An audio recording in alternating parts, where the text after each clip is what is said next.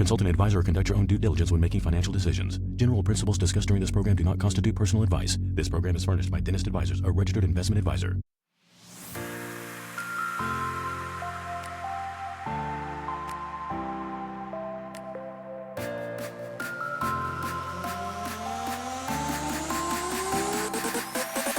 Welcome back to the Dentist Money Show, where we help dentists make smart financial decisions. I am Matt, and joined here with the genius practice guru, brilliant and beautiful Christine Ewan. Christine, how are you? I just get better every day, it sounds like. We added to it, yeah. Yeah, and it is a good day. Thanks for asking. Happy to be here. Yeah, rocking the polka dots today. We were just discussing before we got on how privileged we are as men of the team to get on these podcasts or do anything. We just throw on like a DA polo and it's so much more difficult for the ladies of the team. So I apologize, but you look wonderful. Well, thank you. Yes, I do put a little effort into how I look since we are also on visuals. On video. So, yes. Shout out to YouTube. Reminder. That's a good reminder. If you're on YouTube or you want to watch us on YouTube, you can. So as we get into this, I always want to remind people this show is brought to you by Dentist Advisors. We are a comprehensive financial planning and tax and accounting firm just for dentists, as I'm sure you can guess. We put it right in the name. We aren't hiding anything. We're not hiding anything. So we work with clients all over the country. We help, with anything and everything to do with money. And most people who come to us struggle with the general idea of just, I don't know where I stand. I have no idea how close I am to making work optional. I don't know what I'm doing with my investing. I think I'm doing okay, but I really don't know. So if that's you and you need help, we are here to help. You can go to dentistadvisors.com, click on the book free consultation button, and we'd love to talk to you. So with that said, Chris, we are so excited to be back for part two, as they say. Don't know who says that, but we do. We did part one. If you have not listened to part one of Going Out of Network, not dropping insurances, going out of network. If anything, this is going to be a passion project of getting me to stop saying dropping insurances. I think I'm more than halfway there with you. Let's see if we can influence others too. It's only taking years of knowing each other for me to get there. So if you have not listened to part one of Going Out of Network, highly recommend it. We're going to do a quick recap if you are listening to this and have not followed part one. Part two, we're going to talk all about the action piece and dive into that. But let's maybe take a couple minutes here, Chris, and just do a quick recap for someone who's listening and they're like, I don't have time to go back to part one. Maybe this is the first episode you've ever listened to. Let's just do a quick recap. So the formula or the framework we used to talk about this when it talks about the idea of going out of network, this is a very pertinent topic, is the really 4-step framework of making any big decision when it comes to money. Your business is organize, number one. Number two is analyze. Number three, decide. And then step number 4 is act. We're going to spend most of our time today. Anything that you want to just kind of like re-summarize with those first 3 steps at all? Anything that comes to mind for you? As we're doing the recap, the first 3, it took us an hour to cover. So do not skip them. That's the point though, too. Yes, for sure. If you don't take the time to think through this, and again, we led off with this on our last call of this being a strategic business decision. These are not things you jump on and snap decisions and just go, yep, I'm going to do that. Yep. There's data involved. There's emotion involved. There's time, commitment, team, everything to make this successful. There are good, bad, and better ways to go out of network. So we really believe at Dentist Advisors with all big decisions, personal financial, business financial, it takes time to review, analyze, consciously think through the decision, and then move into action. So I just do not want to minimize the value of those first 3 steps. As well as the fact that this is an undertaking. It is not something to rush through. There is a time commitment. We talked about 12 to 18 months. I had another consultant advise up to 3 years to do this. So I think we're really, really correct in saying that 12 to 18 months don't think you can have this happen overnight. And that it is very, very team driven. is another thing that we talked about too. And don't think you have to do this alone. There are a lot of outside support that we can recommend should you choose to pursue this and you decide to take this action. Yeah. I think that's a great summary. The only thing I'd add is this is not static. This is an ongoing process. And the one thing that we took away, or that I took away through that discussion as well, is not doing anything after you've gone through the process is okay, right? Like if the decision yes, not move out of network is a valid choice, correct? Yes. I think that's a key distinction, like not doing anything with intention, saying we've gone through the process. Like there's a difference in saying I've gone through the process. I've organized myself on the business and on the personal side. We've analyzed all the different options. We've made a decision at that point to kick this down the road for a year, right? But the one thing we said is that's different than getting paralysis by analysis and just never making a decision. I think a key difference there in practicality is saying we are going to revisit this in 12 months or we're going to revisit this in 6 months or whatever it is, and then get to work and move this out of your brain and take it off your list and just say down the road, we're going to, whatever this deadline is, we're going to get back to it. But I just wanted to emphasize that A, this is an ongoing process, and B, it's okay if the decision is to not do anything. So we don't want this to be, you should be going out of network. Like that's not what we're saying. We're just saying this process is, you got to be thoughtful. Thoughtful and intentional was a great word, and it's just, we as a company feel we need to bring information to our clients. And this is one of the hottest topics on the business side of dentistry right now. So we felt we owed this to our listeners. Yeah, it is coming up a lot. I mean, I can't even tell you how many conversations we've had as a team over the last 2 years, but really like end of 2025, all through all of 2025 and the beginning of 2026. It's just come up so much. So, okay. So we covered organize, analyze, decide. Today, we're going to talk all about act. So we are assuming at this point now, I think with this discussion, we're saying intentional, doing nothing intentionally is fine. But we're now saying, what if the decision is to move and actually take action on stepping out of network with one or more plans? And that's what we want to spend the rest of our discussion today in part 2.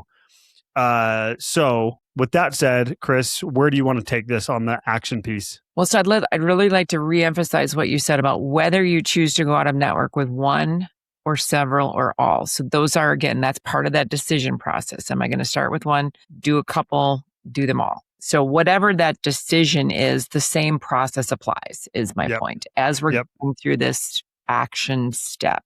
And again, not comprehensive, very high level, but to really give some structure to what it will take to make this and to do it well. So the action, again, starts with the conversation with the team.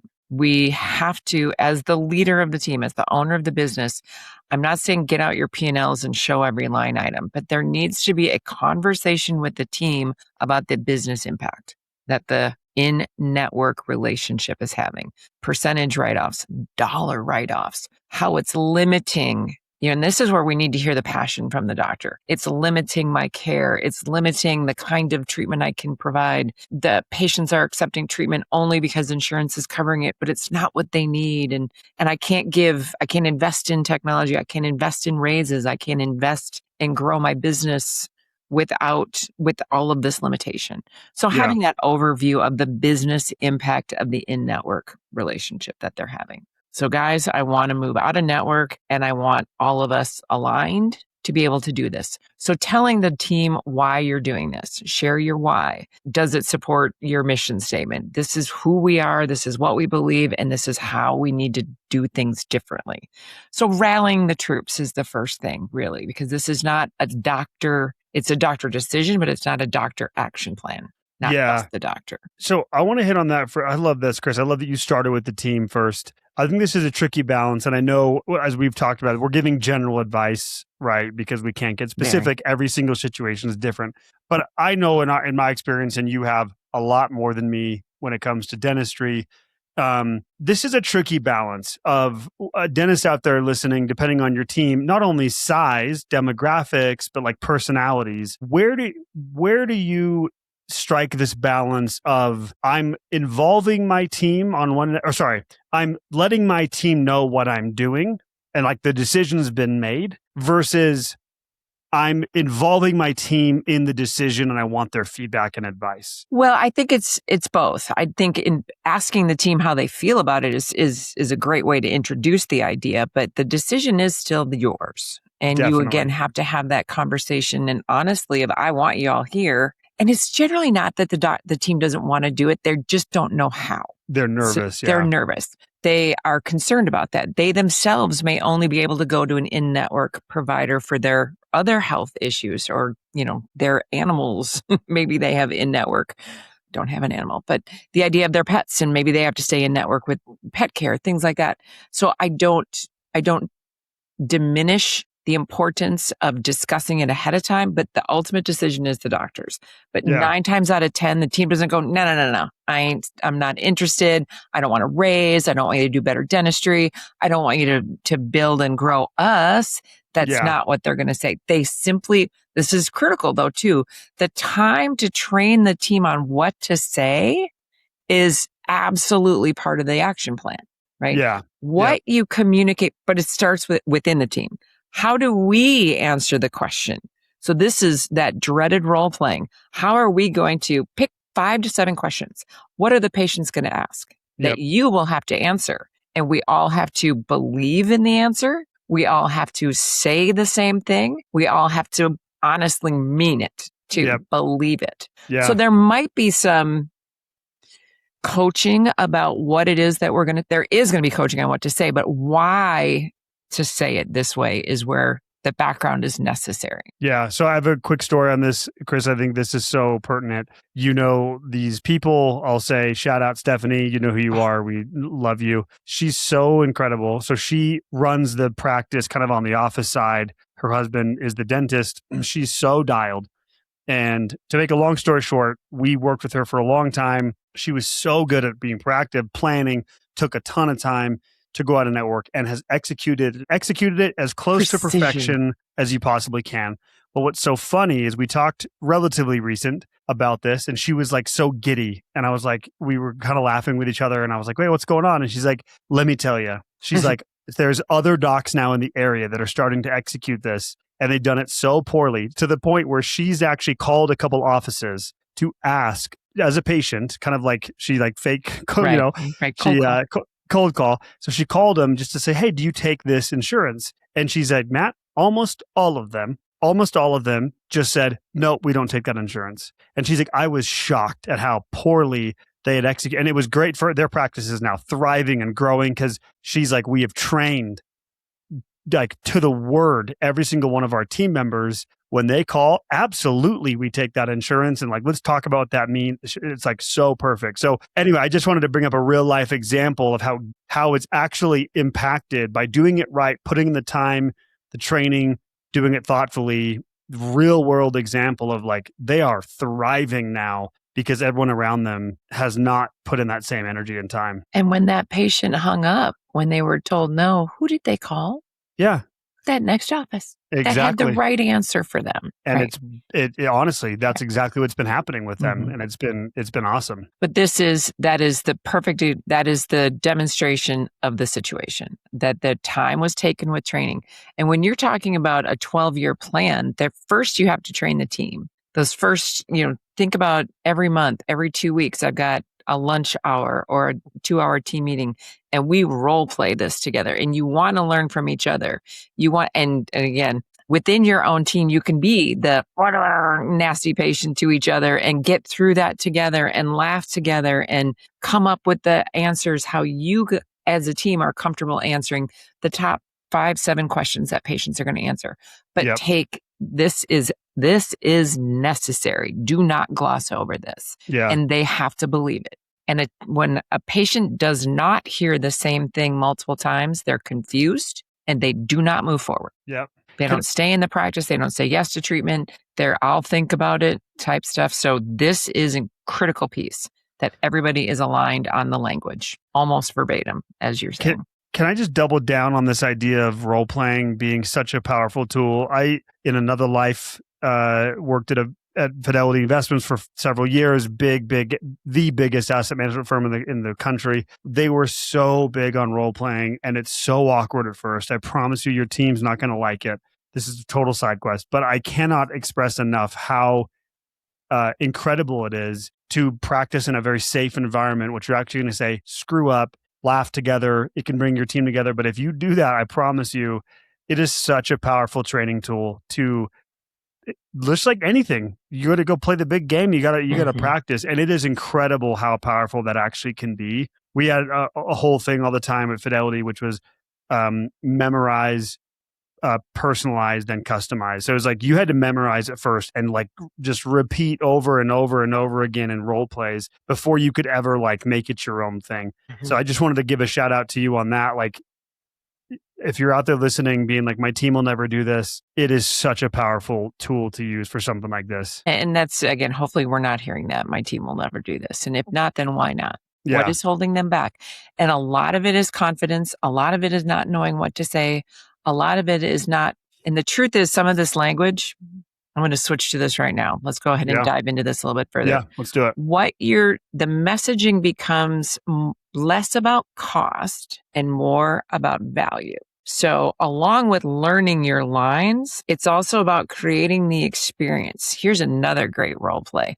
Walk through the patient experience. Where do they, from what they see in the marketing to the phone, to the check-in, to the sitting in the reception area, not the waiting room. Nobody waits in that room. That's like babies born. That's what a waiting room is.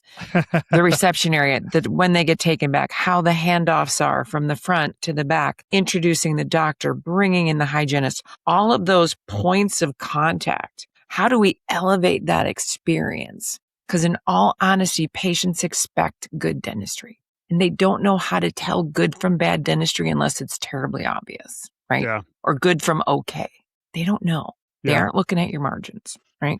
What they judge and it was important to them is how they feel, their experience. So this creation, so we need to reshift everybody's focus on the team from efficiency and quoting correctly and exact dollar amounts and understanding what's covered and what's being written off. So it's not about cost. It needs to be focused on value.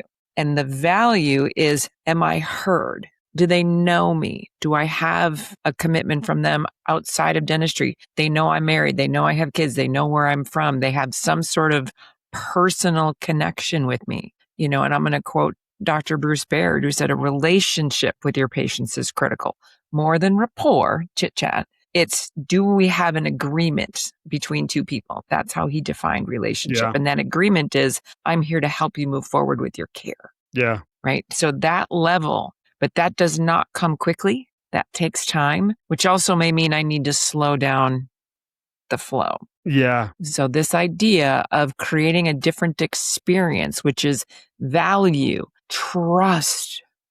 Patients need to trust you, trust the team, trust the process, trust the experience. That is what takes time sometimes to rebuild, build and rebuild. It's so interesting when you say this, Chris, because that's exactly where my mind was going, which is there's such a different mindset and approach across the board when you're a PPO heavy practice versus shifting away from that and what that means. And this is, I'd imagine, why you've said many times that it takes some time to go through this cycle with a intention and focus from everyone across the board of creating that experience where if you're really focused or if you're really reliant on in-network and PPOs and all that, you may have gotten, maybe for lack of a better term, it's probably easy to get lazy. It's probably easy to not rely on that as much. And I'm going to say that another way. You're more efficiency focused. Yes. Right? Your systems are streamlined and smooth and quick and easy. And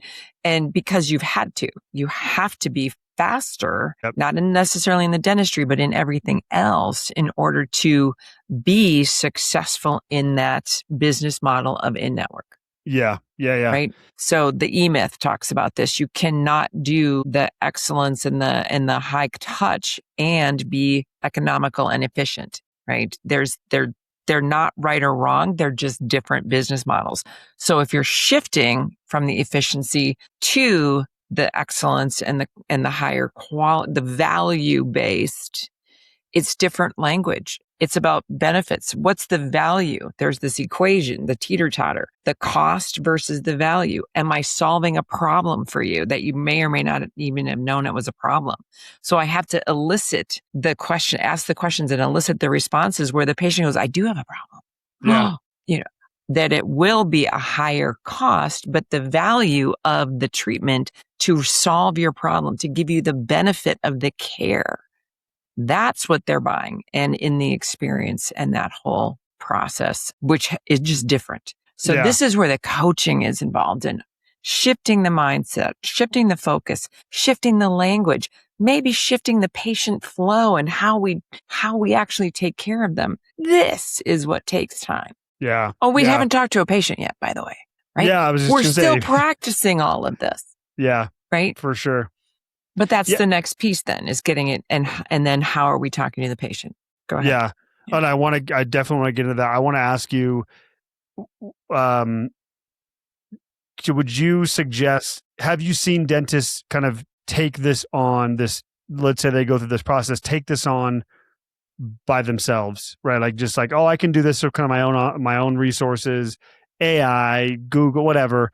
I can kind of figure it out. I can talk to some friends versus bringing in outside help. Like, where would you say a dentist should be? How should a dentist be thinking about that? I think it all depends on the team and their relationship with their team. It also depends on their skill set, and can they communicate this well enough and coach their team to a level. I would say 8 out of 10, I believe, really should seek outside help. Yeah. There are I would outliers imagine. on both sides. Hear me loud and clear. And there are some, and in particular within the dentist advisors nucleus, we have some very strong leaders that can do things like this on their own. We also have some very strong, like, I ain't waiting 18 months, we're going kind of thing. So, but we have a unique group of dentists in that sense. They're very high achievers. But I would say 8 out of 10 people, 8 out of 10 practices, I would recommend seeking outside help, a third party. Yeah, which makes sense. I think that's probably a safe assumption. And to your point, yes, I personally seen it done without outside help. And I wouldn't even say without outside help. I think everyone gets outside help. It's like the idea of like self-made, like bullcrap. No one's self-made, but it's more like distinct. I hired someone to come in and actually help me execute this. You're saying 8 out of 10 would benefit from that. Got it. Okay. That makes sense. Yeah. Just from experience. And you're going to, and again, for every doctor that I know that is afraid of doing this, I've had a bad experience and I've had a good experience, like that's concerned about this. I will tell you that the doctors that I have seen that have successfully implemented this wish they did it sooner, obviously. I've heard that a lot. And I would also say too, the ones that have not done it, again, not anybody that I've worked with personally, but the ones that I've heard about, I don't know what went wrong, but there's a lot to this. Yeah, right. Definitely. I will say that their timing also makes a difference. Like, as we're going to start talking about when to talk to patients and how often, and then the marketing side, all of those. This is Jenga, right? So you got to line that up really perfectly, and the timing of this. So staying on top of this, there's energy involved. So getting a third party set of eyes on that is often really, really helpful and can just make that happen smoother. Yeah. And ideally, without as much patient attrition. Yeah. Yeah. That's the biggest risk is, 30% of your patients might choose not to stay. That's about what we're seeing on average. 30% are, no judgment, they are staying with a doctor in network. Yeah, definitely. For, what their values, their financials, whatever it is. It's probably just best to plan for that in your, when you execute this, just plan, be conservative, maybe even go above that and say, what if, the pre-mortem, as they call it, like, what if, like, what's the worst that's going to happen? Let's plan for that. And can we sustain that? If not, we got to reevaluate. And that's where all of that analysis was in. Yeah, so go back to part 1. Exactly. Where all of that gets measured. Before we go on to the patient piece, I want to come back really briefly, if we can, to this. I don't want to brush over this too much. This why piece around getting your team on board with the why. I would imagine there possibly is some dentists out there listening, thinking, and I'm guessing because I've heard this. So this is not guess, it's actually an educated guess, that concerns from the dentist owner, practice owner, of saying, well, my why might be different than the team's why. Like, for example, let's be honest, one of the whys for the dentist is higher profits and you're going to make more money. And we'll talk here at the end. I'll kind of mention different impacts this can have around just your overall financial plan, but that doesn't always align perfectly with the team that's making an hourly wage as an assistant or a front office person. So how do you kind of bridge that gap, or how have you seen that work? I'd imagine kind of putting it in the why should this matter to the team approach. Two things. This one I think is actually the easy one. The money one I think is the easier question to answer because I can't afford to give raises when I don't have any profit left over. Yeah. So I think that's an easier one to share to team is I want to reward you. I want to bring in a 401k plan. I don't have anything to put into the 401k plan because I've lost system. 30 cents on every dollar that we make, and you guys are worth it. Yeah. Like I said, I think this one's the easier one, the financial side. The why am I in dentistry? Why am I in this industry? Why have I chosen you to work for?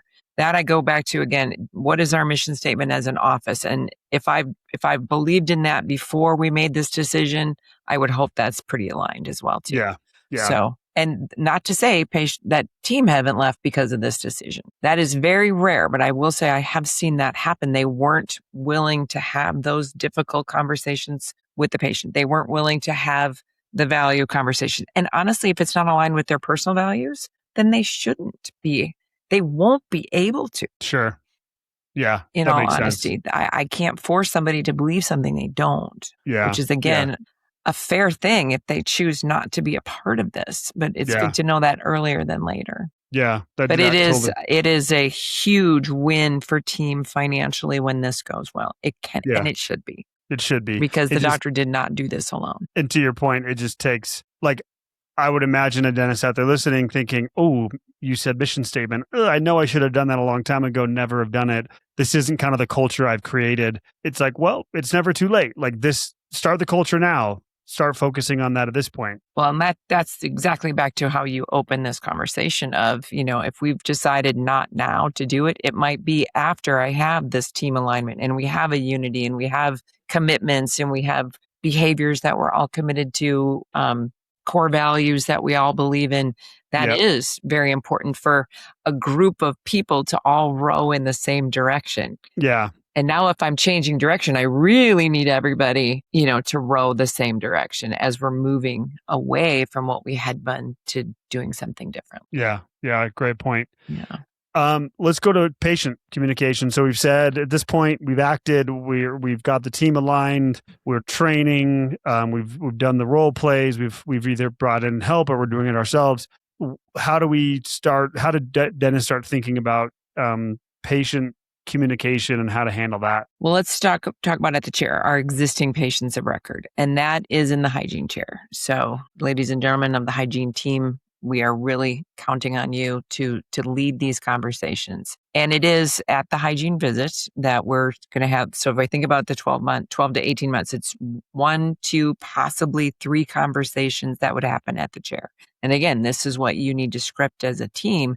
But ideally, it's, Matt, that's great. We love having you as a patient here. I see you have XYZ insurance, and wow, man, they have been making it really tough for us to work with them. And we're thinking about changing our relationship, meaning that we would be out of network.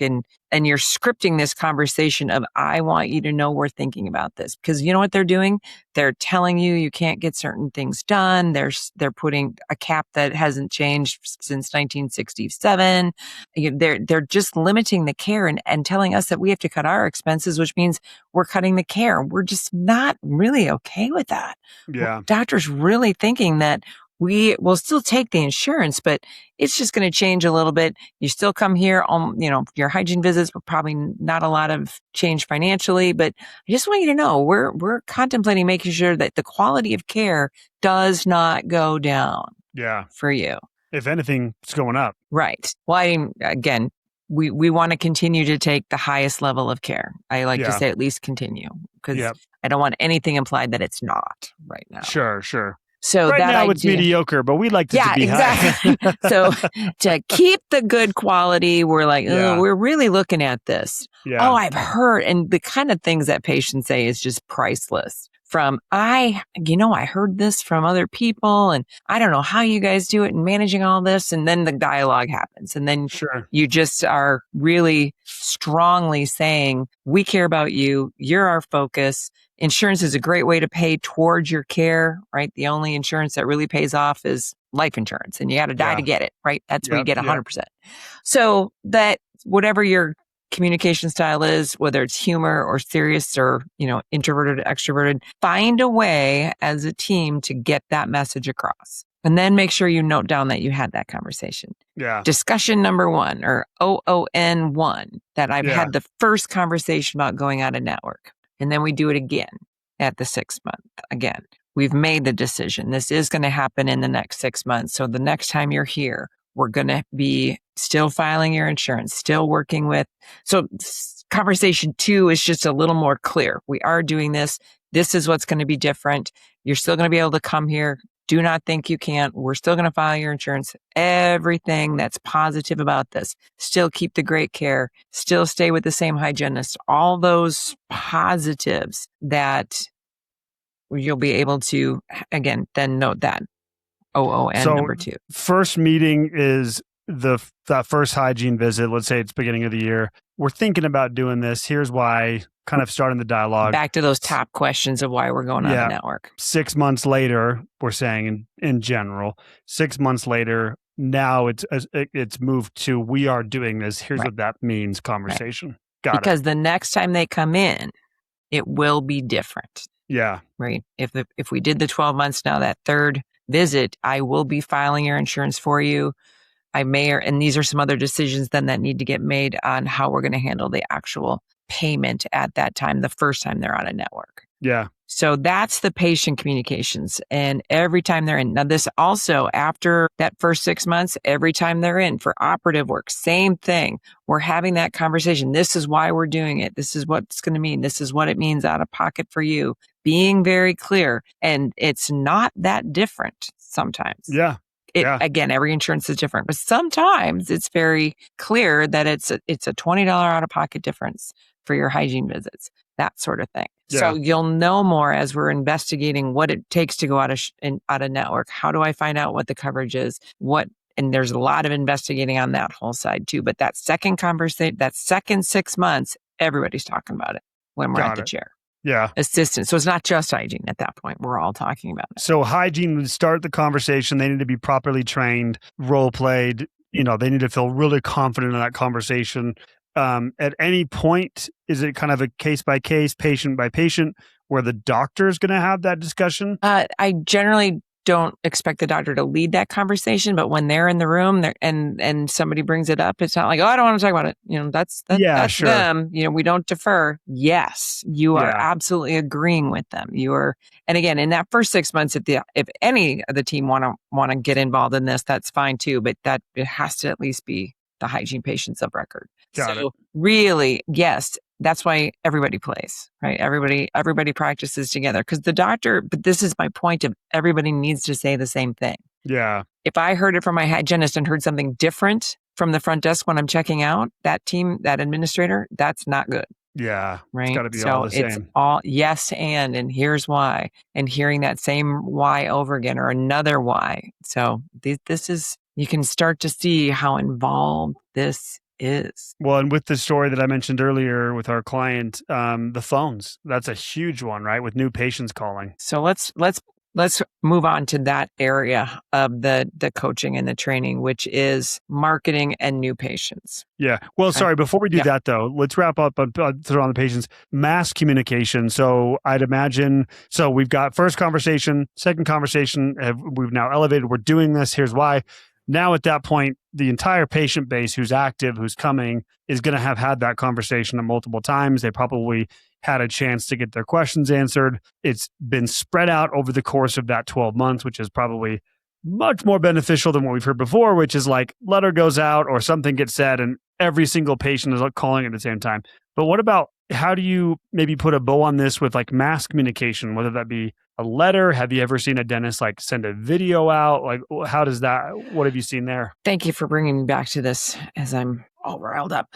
The idea, and that is Because you wanted very, to go to marketing. That's why you were ready to go to marketing. it's You were such a big excited. part. The idea of what is the messaging along the way. Yes, I've seen videos. I've seen letters. I've seen social media posts. I've seen a variety of different things that not in the first 6 months, but in that second 6 months of patient celebrations and how proud we are of our team and how we're committed to the care of our patients.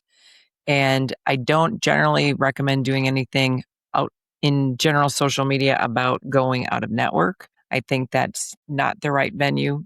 I don't. That's not a part It of should be what I would recommend. Patient specific. Yeah, it's well within my own patient base, right? Yeah. So an email to my like I wouldn't put it out on as a video on my Instagram. website kind of thing of we're out of network now kind of thing. Got it. There's a different way to do that, but messaging it that way, I think again, is just going to make the phone ring. I think there will be times that happens, or somebody else sees it, and then that gets other questions and Sure. kind of stirs the local pot, if you will, versus just staying very patient focused. Yeah, that Right. makes sense. So now with the letter for sure. So if we've chosen January 1st to be the date that we went out of network, then the letter to the patients has to go out. So if I have to go out of network and I need a 90-day notice, let's say, so my letter to the insurance company and follow that rule. Whatever the insurance company says, 90 days, you're at 91 days and you're sending that letter. Yeah. The same day you send the letter to the insurance company saying, I'm choosing to change my relationship with you and go out of network, a companion letter needs to go to every patient that has that plan. Yeah. You're going to get a letter, Matt, that says you can't come here. That's not true. Yeah. Because so the insurance company you got to will. beat the insurance company to it because they're gonna try to scare them. Yes, and backpedaling, and defending and justifying is a harder position to be in. So to be upfront with that is more important. So that timing needs to happen for sure. Yeah. Regardless of what else you do from a video or private message to the patients, that letter does need to coordinate with the insurance company letter. That is such a key distinction there. There is such a difference psychologically from the patient's perspective. Calling you saying what's going on with this letter from the insurance company and you on your heels saying, oh, well, yeah, they always do this. It's not true. And now it all starts to sound like you're defending yourself versus, to your point, hey, patient, this is going to happen. And here's why. They're trying to scare you. This is what they're doing. Like explain it. Nothing to worry about. Explain the whole situation. Now that letter is like, it almost makes it, I would imagine psychologically it does the opposite. It's kind of like my doc freaking knew this. He called it. Right. She called it. And now I feel even more united with my dentist. I have more trust. I have more trust because it's exactly what they said was going to happen, happened. Such a difference. I think it's such a key point that you highlighted there. And that letter starts out with, well, we've been talking about it for a while now. Yeah. Right. Yeah. But there will be patients that have not been in, and you do want to send a letter to them too. So you're gentle about that. For the last year, we've been thinking about this and planning this and have been discussing it with our patients. And here's why. And here's why. And all of us agree, here's the date we're doing it now. Yeah. Love it. And of course, we're open to any questions you have. Don't hesitate to call. But like you say, the timing is critical. Yeah. Huge. So let's get to the final kind of piece of this, which I know you're itching to get to, which is the marketing piece, the new patient piece.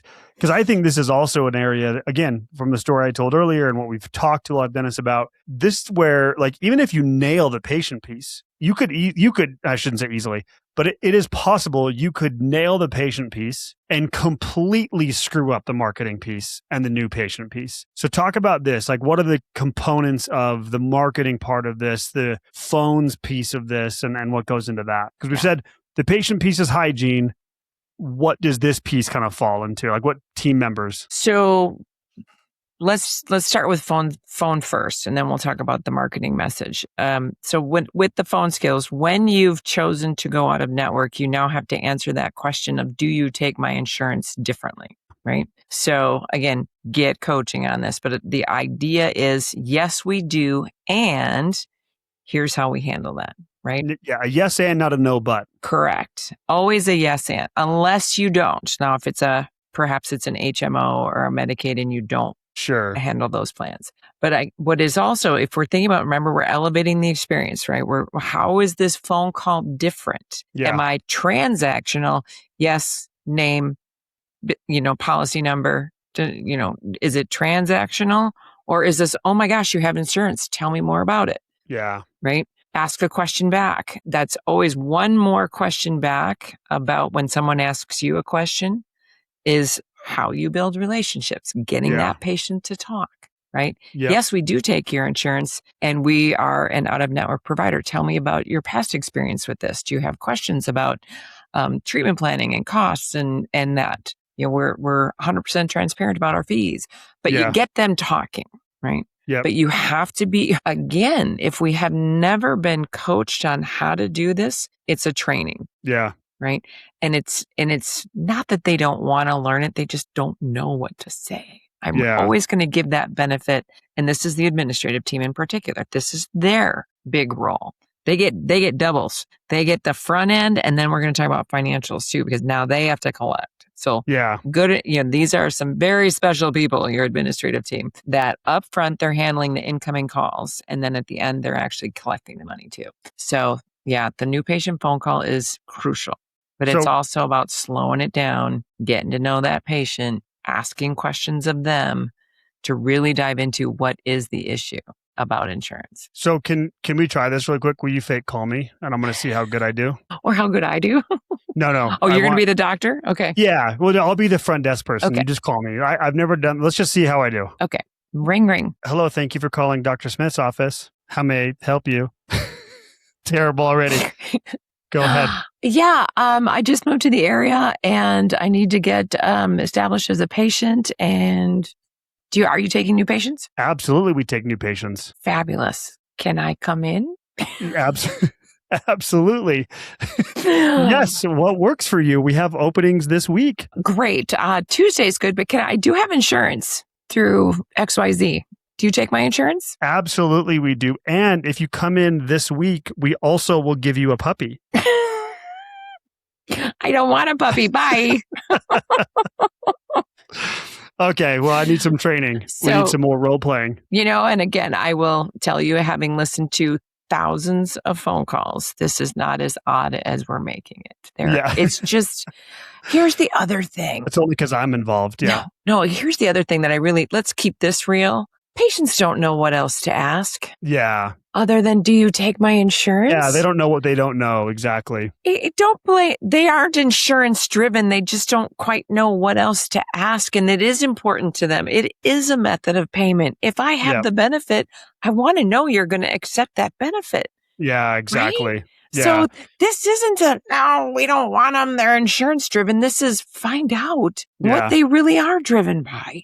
Yeah. And accept insurance as a method of payment. Yeah. It's okay. Well, and that's out of network. I think giving them grace too, meaning the patient I love that you just brought this up, because giving the patient grace of, it is truly a lack of understanding. It's pure ignorance. We talk to dentists all the time that don't fully grasp the insurance structure and ecosystem because it is intentionally designed to be confusing. It's changing every other week. And it's changing all the time. So I think that's a really key point there, Chris, that it's a lack of understanding in the patients. Hey, I'm a patient of dentistry and work in dentistry and have so for the last decade. And it is a confusing ball and mess of crap that I don't even fully grasp all the time. And I'd be the same way if I called, and especially not working in dentistry. If I called, the only thing I would probably want to know is, or one of the main things would be around the insurance piece, not even fully understanding how it works. Right. So very few patients call saying, will you take really good care of me? Yeah. Because I'm scared. Yeah. That's not going to come out on the first call. But if you ask a few questions, what's important to you about your dental experience? Is there anything that you want us to know about you and your teeth and your concerns? Yeah. Asking a couple really great questions, getting that. I mean, if you've ever been on a successful call like this, you can literally hear the patient go, I've called the right place. Totally. So there's such opportunity. But again, this is one of those critical training opportunities, because all marketing does is make the phone ring. Yeah. It is your team that converts, right? Yeah. When marketing makes the phone ring, the success of that marketing campaign happened. It made the phone ring. Yeah. What you do with that call internally is where the return on that investment actually shows up as a patient, call conversion, appointment made, patient came in, patient accepted care. So all these different points of measuring the success of that campaign, but it made the phone ring. Yeah, I think that's a good point. And I want to get to the marketing piece to finish this, but I think it bears repeating and emphasizing this piece you're talking about around like what you say is critical. The questions you ask, having like a mindset of empathy and understanding that the patient just doesn't know what to ask. They don't know what they don't know. But I think the biggest piece here is what you said at the very beginning, which is, I don't know if it's as much the details of what you say, it's how they feel the second that you call. And as we've learned here today, don't let me work your phones. Don't let me answer your phones for you and offer puppies. Well, and as a reward to our listeners, there is one line I will give them in terms of creating this. It is getting empathy, like you just said. I understand. I'm sorry what you're going through. That's the empathy part. Many of our patients have felt the same way, and Dr. Wonderful has taken great care of them. Yeah. And that's when you can almost, right? So the empathy line, one line of empathy and one line of you called the right place. Yeah, I love it. That emotional, relaxing, you can hear it over the phone. Yeah. So good. Yeah. So good. See, look at that. Just clip that piece. That's all you need for your training. Let's hit the marketing piece here. Chris, what's the marketing message need to be, what's the focus there? Here's the number one thing. First of all, start sooner than later. Do not wait to change your messaging on your marketing. If you are moving toward value, the messaging on your website, social media, everything externally is more about value. So there are more benefit statements. You are doing patient testimonials. You're changing the messaging. If you have anything on the website towards the end, let's say we're on our 12-month, take off anything that says we're in network, take it off the website. You can say you accept, but not that you're in network. You can change that messaging. But really, it is about results-oriented conversations. It's about value statements, benefit statements. So you may need to change the actual, maybe not the look of your website, still the same services, but why? What's the result of this? Many of our patients have been out of pain, able to eat, beautiful smiles, the results-oriented conversations. Maybe this is where you invest in some patient testimonials on video and build your website with that. Really work heavily on the internal referrals. As you change the experience of the patient and they are complimenting you, I've never been taken better care of. I loved coming here. That is when you ask for patients to say, if you would be willing to write a testimonial, give us a Google review, you may help the next patient find us. Don't do it for me. Don't do it for me. Yeah. Do it for the next patient who is struggling, may have the same situation you were in, right? So the reviews, the internal referrals, asking them to send friends and family, all of those foundational marketing pieces, both internally, the experience, get that experience, that message of the different experience needs to change on your marketing platforms, and do it sooner. Get a buildup of new patients coming in. And again, that's also where you can say, and we are moving on a network, right? We are moving to that. So that phone skills needs to tie in. So that training comes before we launch new marketing. All this training has to happen along that 12-month period. We also need to make sure that, we're timing the messaging of if we're changing things on the marketing. If we've got January 1st as a date, we need to make sure we've got time to make those changes within the last 6 months. And at the end, changing the in-network language, changing that. So again, it's like planning an event, and you got to have things happen along the way. Yeah. So marketing, again, the biggest message there is start sooner than later. As we did the analysis, you will likely lose some patients. You want to have a buildup of patients back. To get really strategic on that, again, to wrap into what we said before, if you have a projected loss of revenue of $300,000, what is your per patient value? And to make that up, how many new patients do we need to build that back up? So there is a little bit, I don't want to downplay the strategy behind marketing. It's not just about more. It's about filling the potential gap from moving from the volume-based in-network to slowing the pace down, but then more per patient because I'm out of network. I'm not losing that 30% per patient on that plan. So there is some strategy and definite goals that can be set for growing the new patient numbers based on the projected revenue increase per patient simply by going out of network. Not even doing more dentistry. It's actually doing the same or less and then feeling really good about the care that you provide. Yeah.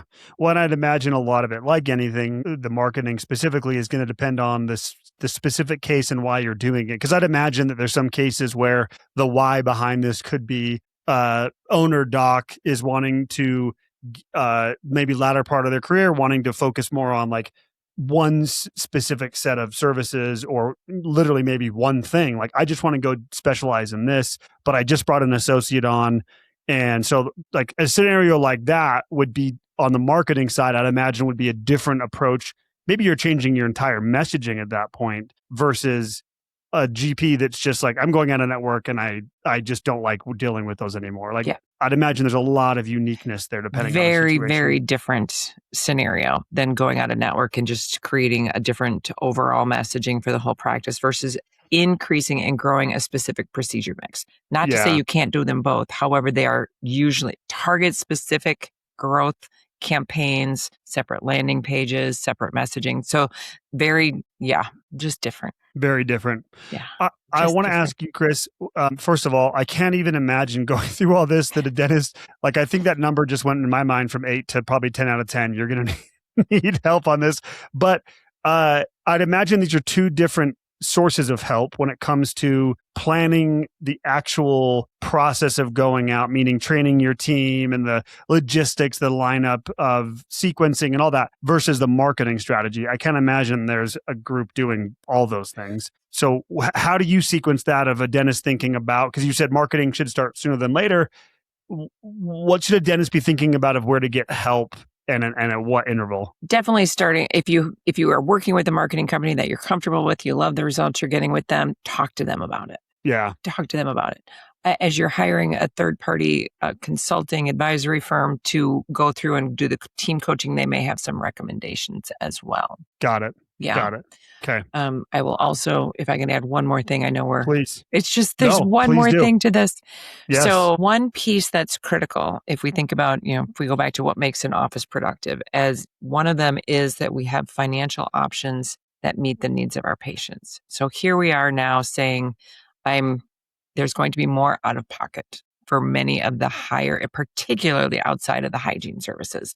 There will be more out of pocket. So do you as an office have multiple financial options that help a patient afford the work that they want and deserve to have done? So glad you brought this up. Yeah. So again, as we have to be sensitive to this because we're all aware of money and costs of everything. And very few people have a dental budget. Right? It's just not a part of our daily lives to have dental expense budgets. So knowing that we may be saying something to them that they can't write a check for today, yet are really either need or want it or both. Do we have on site that we can say, we can split this up into 3 payments. We've got third-party options. What if I don't want to stay with my insurance plan? So because it's costing me too much because I'm the one that's actually buying the insurance, or my employer is cutting the coverage and so I have to pay half of it. Are there alternatives to insurance? And that is a membership plan. And investing in a membership plan and designing that, whether yourself or with help, again, it is critical to have third-party options, in-house options, as well as membership plans to help your patients say yes. Yeah. And I'd imagine that is probably also sooner than later introducing those things when you're having those initial conversations. Like, this is an alternative that we're bringing in. Well, if one of the questions your patients are going to ask is, well, how am I going to pay for that? then you better be ready to have the answer. Yeah. Okay. So yes, within that first 6 months, that's because that's usually one of those first questions they're going to ask. Well, am I going to have to pay for this? At a network, you're dropping what?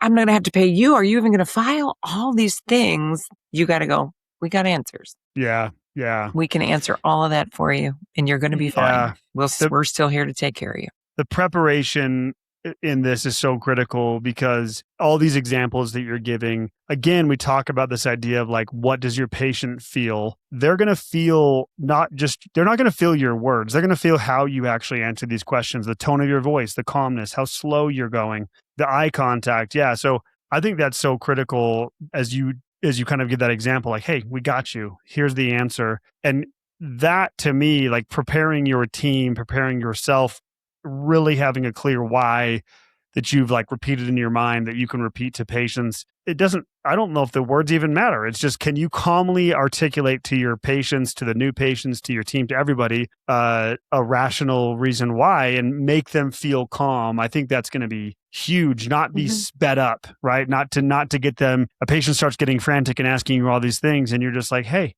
we got you. It doesn't matter what you say. It's just, do they get that feeling when you answer those questions? Well, and I recognize most of it's fear. Just because they don't know, it's just different. Misunderstanding. Yeah. Right. It's just fear. Yeah. Or I love you guys. I don't want to not come here. Or I really do want to have the work done, but I'm afraid I can't pay for it. Those sorts of things are really valid. And so again, I understand what your concerns are. Thank you for sharing them. And we will absolutely be able to take care of all of that for you, right? Yeah. We do have financial options. We do have appointments at different times. We are still going to be here. We will file interest. So the yes ands are really, those are the right answers. So. Yes, and you might get a puppy. Who knows? Because of my practice. I do want to find that office. So we'd be remiss if me as a nerdy financial advisor didn't at least mention kind of one of the foundational things that we would highlight as you're going to do this. We always talk about on the business side, having, 1.5, 3 months worth of overhead would be a lot. But if you're going to go do this, I would teeter more. I'd kind of turn that notch up closer to that 3 months or maybe more, depending on the situation, of having that buffer of cash. Is that what you've seen as well? 3 would be my recommendation too. 3 months of operating capital. That just because there is what happens very often when we've done all of this. We've done our great communications. We've done this for 12 months. We've done our video. We've done our letter. And yet that letter comes from XYZ insurance company and patients are canceling last minute. Yeah. And so there will be a hiccup. They're just plan for it, right? How long, how many, how long does it last? It's generally, I would say 2 to 4 weeks of, and then there's a little bit of panic and then we get settled into the new routine. Yeah. So be prepared for that. Again, as a leader, plan for it. Let your team know, it's coming. We got this. It's all good. Yeah. And whatever it takes for you to reduce your stress as the business owner, whatever you feel comfortable having on hand so that you can be the strong, committed, directional leader that you need to be, that's what you should have on hand. Yeah. But I generally recommend that too, 3 months of operating expenses. Yeah, totally agree. I think I love what you said there, as just whatever you need to do on the balance sheet to feel confident that you can go execute on this. Because to your point, you may have executed a perfect plan, but if you're not ready on the balance sheet, you're going to be stressed out of your mind, and that's going to come through to patients and your team. And your team, even if it's perfect. And so preparing beforehand, again, I think that's the theme of this, is just, I don't see a scenario where a dentist, outside of being just purely lucky, could execute this properly without taking a minimum of a year. It feels like this is, like you said, you said this 12 to 18 months, like everything you've highlighted just in this part 2, let alone part 1, it just takes time. You've got to do this really thoughtfully. Well, to be successful, you don't have to. You don't have to. Well, you don't have to, but to be successful, to increase the probability of success, which is the business that we are in, it's just going to take time. Well, and that is our highest recommendation. So yeah. Awesome. Well, Chris, anything else? We covered a ton. Holy cow, this is amazing. exposed me that I need some training on the phones. It's been a while since I've done that. We know someone who can help you with that. We do. Anything else you want to add to summarize this or wrap this up? No. Again, as the business advisor, business strategist, this is something that I get asked about a lot. And I'm really honored to help doctors think through this. So as we say, give us a call. If you have questions, definitely know that we're here to help. Yeah. I think that's a great way to end it. This is something among many things we help with dentists out there having questions around their practice, their taxes, investing, retirement, whatever it is, anything to do with money. That's what we're here to help with. So you can go to dentistadvisors.com, click the book free consultation button. We'd be happy to talk to you and hear your story. And maybe you get lucky and you get to talk to the brilliant guru strategist of Chris at some point. Maybe. Chris, I'm not giving away puppies. Chris, thank you but for I'm being happy here. to talk to you. Yes. Thank you for sharing your words of wisdom. And everyone, as always, thank you for listening. Until next time, take care. Bye-bye. Bye, y'all.